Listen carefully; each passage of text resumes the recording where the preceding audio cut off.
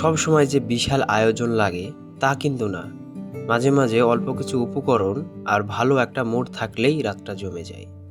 আজকের আমাদের মেনুতে একদম ঘরোয়া স্টাইলের চিকেন বারবিকিউ।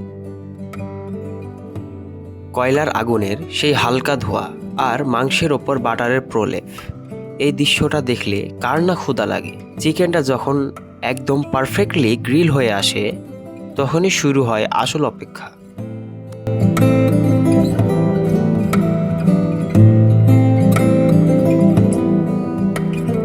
আর বারবিকিউয়ের সাথে যদি থাকে গরম গরম তুলতুলে পরোটা, তাহলে তো আর কথাই নেই। এই কম্বিনেশনটা আমার পার্সোনাল ফেভারিট। এক টুকরো জুসি চিকেন আর এক ছিঁড়ে নেওয়া পরোটা, পুরোই অমৃত। ব্যাস, তৈরি হয়ে গেল আমাদের আজকের ডিনার।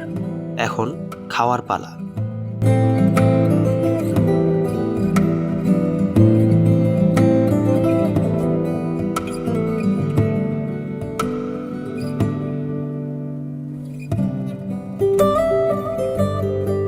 বলো কেমন হয়েছে?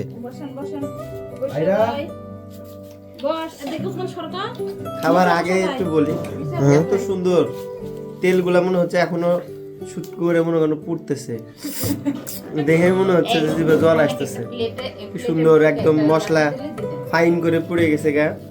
আলামিনা রাশিকের বড় ধরনের সাকসেসফুল, সেই সাথে আসিফ এবং সাইদ সহ নাসিম এরা এই কাজটা করছে। আর এই এত সুন্দর রুটি, এই পরোটা, তেল ছাড়া পরোটার নায়ক হলো, নায়ক না তো নায়িকা হলো আমাদের মামি, মামি।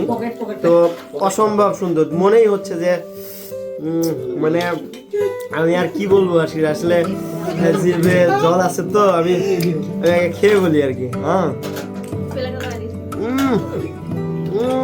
একদম কি বলবো, একদম মশাম, একদম খেলাম, মানে না খেলে আসলে বোঝা যাবে না।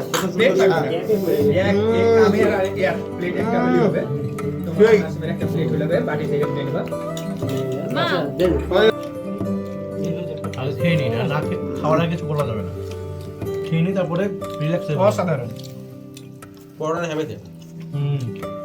আসলে সুন্দর পরোটা।